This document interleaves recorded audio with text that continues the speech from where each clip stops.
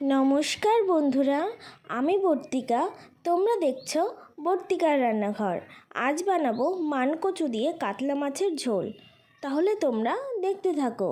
উপকরণে রয়েছে টুকরো করে কেটে রাখা মানকচু, সর্ষের তেল, 7-8টা কাঁচা লঙ্কা, শুকনো কলায় ভেজে জিরে বেটে নিয়েছি আমি এখানে, গোটা জিরে, কাশ্মীরি লঙ্কার গুঁড়ো, লবণ, হলুদ আর কাতলা মাছ। লবণ দিয়ে কচুটাকে একটু সেদ্ধ করে নেব। মিক্সিতে লঙ্কা বেটে নিয়ে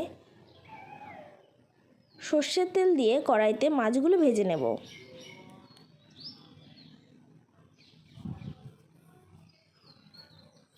মাছগুলো ভাজা হয়ে গেছে।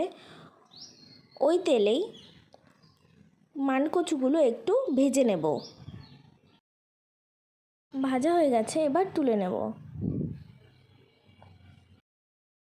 ওই তেলেই গোটা জিরে ফোড়নে দিয়ে কাঁচা লঙ্কার পেস্টটা দিয়ে দেব। মশলা ধোয়া জলটা দিয়ে হাফ চামচ হলুদ আর 1 চামচ লবণ দিয়ে দেব। হাফ চামচ কাশ্মীরি লঙ্কার গুঁড়ো দিয়ে ভালো করে নাড়িয়ে চাড়িয়ে